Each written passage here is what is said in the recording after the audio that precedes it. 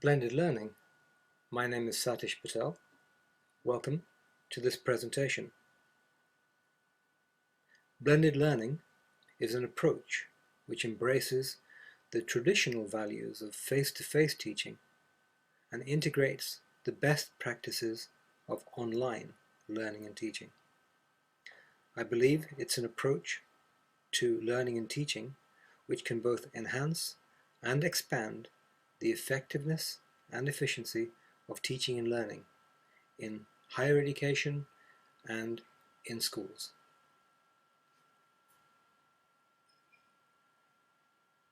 Here are some definitions of blended learning.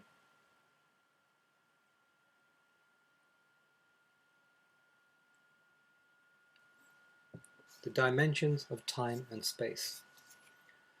Traditionally, in our universities, in our schools, learning and teaching has taken place where tutor and student meet in the same time and in the same place. Using a blended learning approach is also about using the other time-space dimensions, same time, different place, different time, same place, and different time, different place. And so can we move some of our teaching and our learning from a dimension here to a dimension here perhaps, or here? What could these exemplify? Same time, but different place. This is, for example, communicating over Skype or over telephone or over a virtual classroom.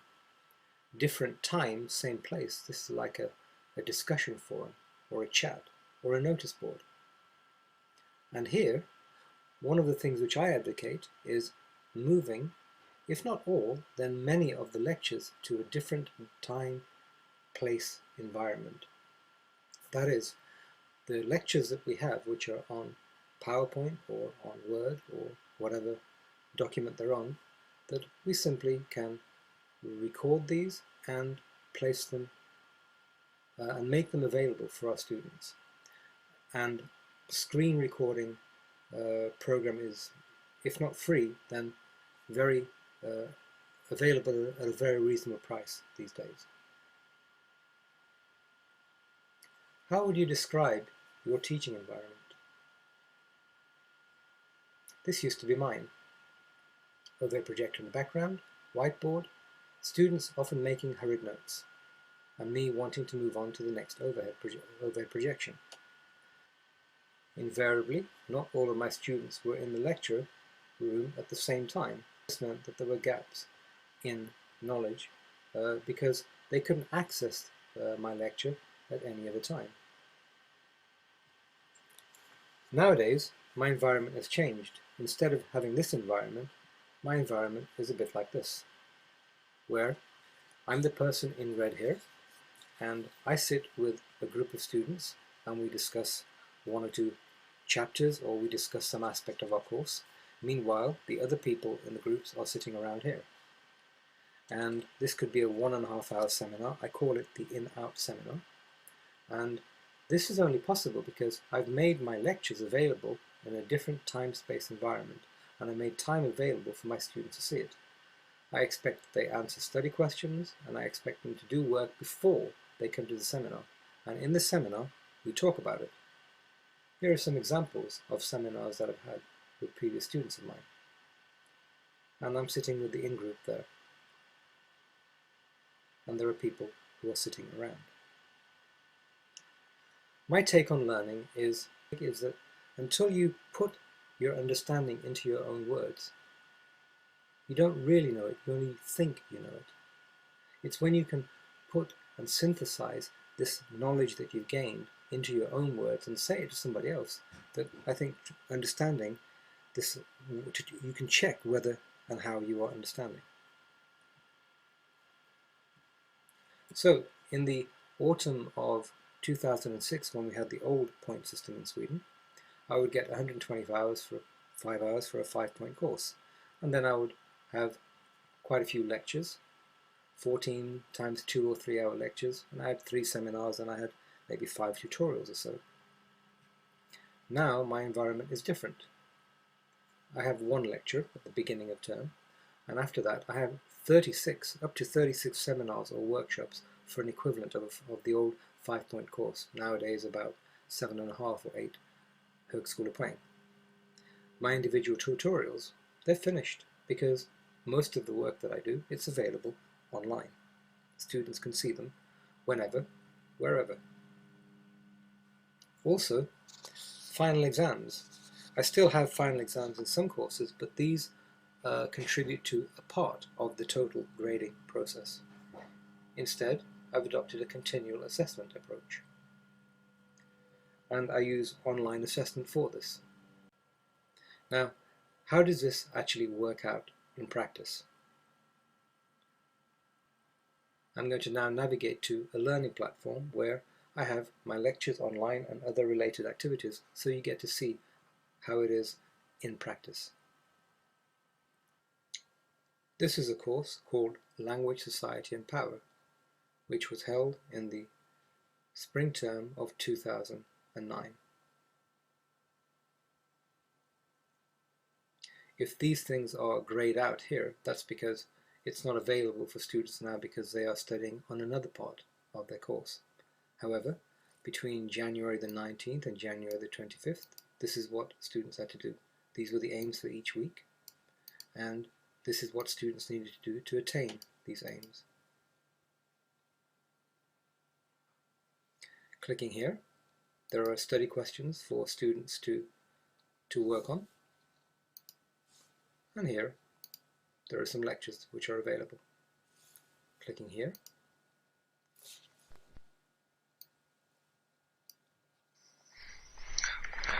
Welcome to this presentation about the distinguishing properties of human language.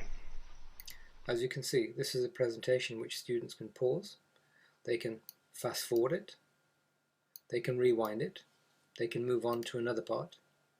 Students can see this lecture once or twice or more if they need to. They can delete me when they don't want to see me anymore.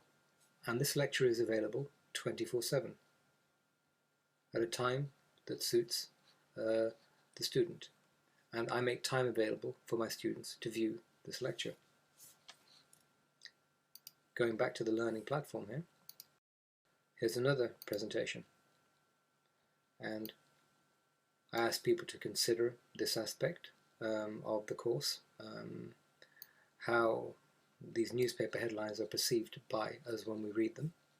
And I've linked a YouTube here, a very interesting talk by a person, and I've also linked a presentation by the 5-minute linguist called Language and Thought. And here's my lecture as well.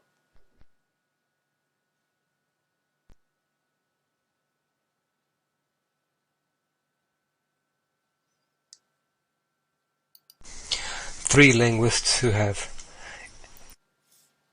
Now, what is the sum effect of this? Well, the effect is that I have made time available then to meet my students. Instead of lecturing, I meet them in these exemplified in-out seminars that I showed a little bit earlier on. In order to ensure that students have an understanding of some of the aspects of the course, here's an e-quiz.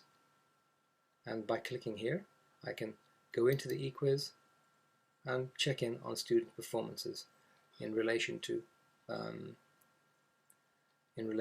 how they're done. What does an e-quiz look like? Well, if we look here, then you can see examples of questions.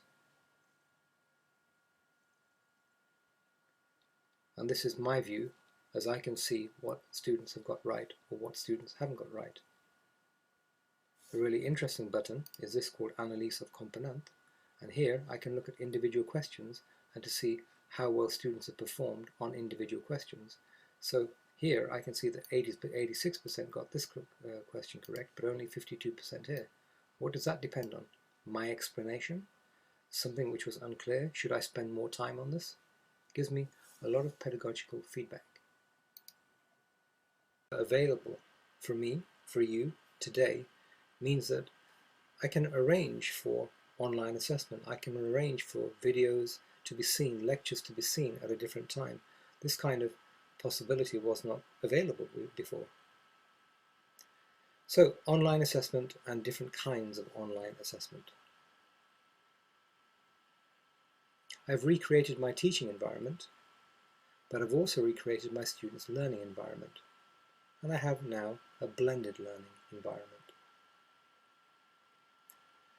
So, I speak less and my students speak more. Except, I think I began to realize that I didn't speak less.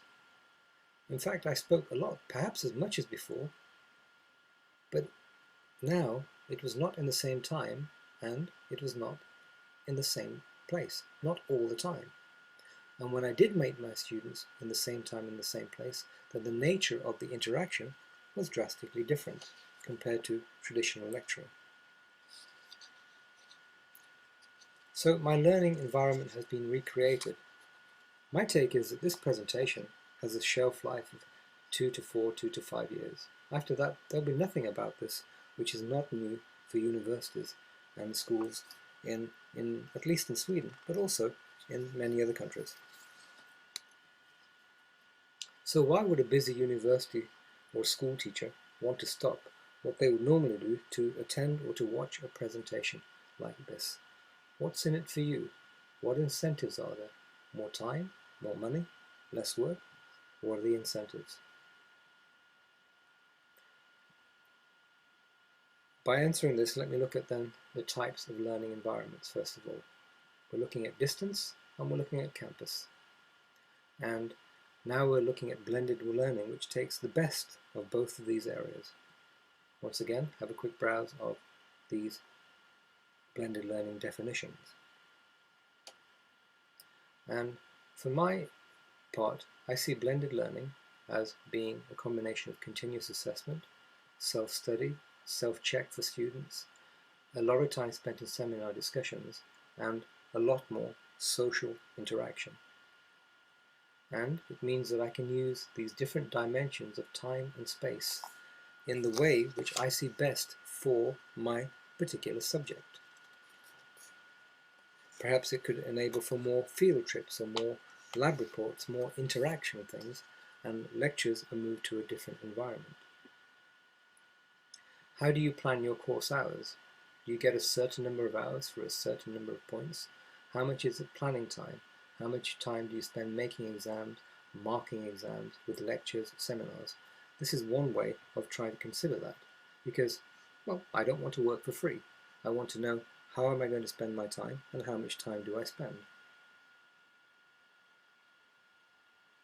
And then, of course, there are other tasks for example, people that have missed seminars or discussions about students who have visual impairment. So we have to take all of these things into account, plus all the other unique situations that arise.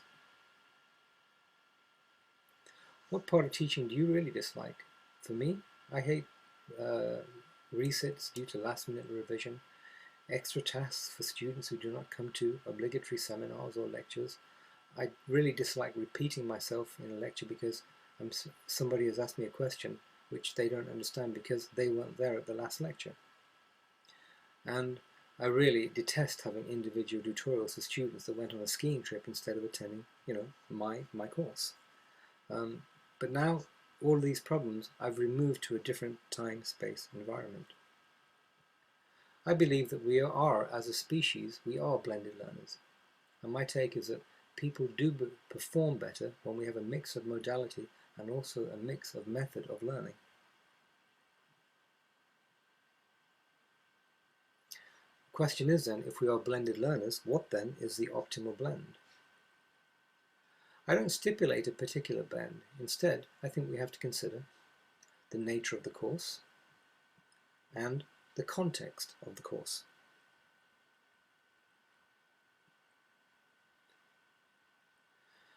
A blended course consists of, I think, 6 key ingredients. The course plan, the aim. This dictates the how and the why. Assessments. Move your assessments closer to the objectives of your course. Look at each individual objective and then study how each objective can be measured, assessed. Consider support materials, books, websites, PDFs, and all of these can be linked to your learning platform.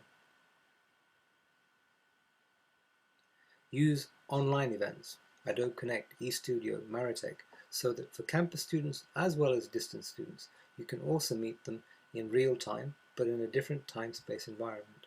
Now, for some of you, this might feel like technologically difficult, but it's getting easier all the time, and in the years to come, it'll be even easier.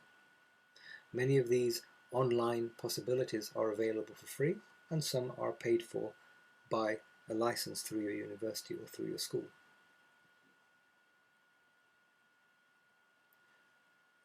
And the exciting part of a blended learning course is collaboration online, but also in real time. But collaboration, this is exciting, interaction. Finally, we have our live events. And how can we best use these live events? When we interact with students, can we remove it from one-way communication to two-way communication based on the fact that you've provided students with information about your lectures in a different time-space environment. So this is how I used to allocate my hours, and now that I've become blended, this is what my allocation looks like now. You might want to press pause and look at this.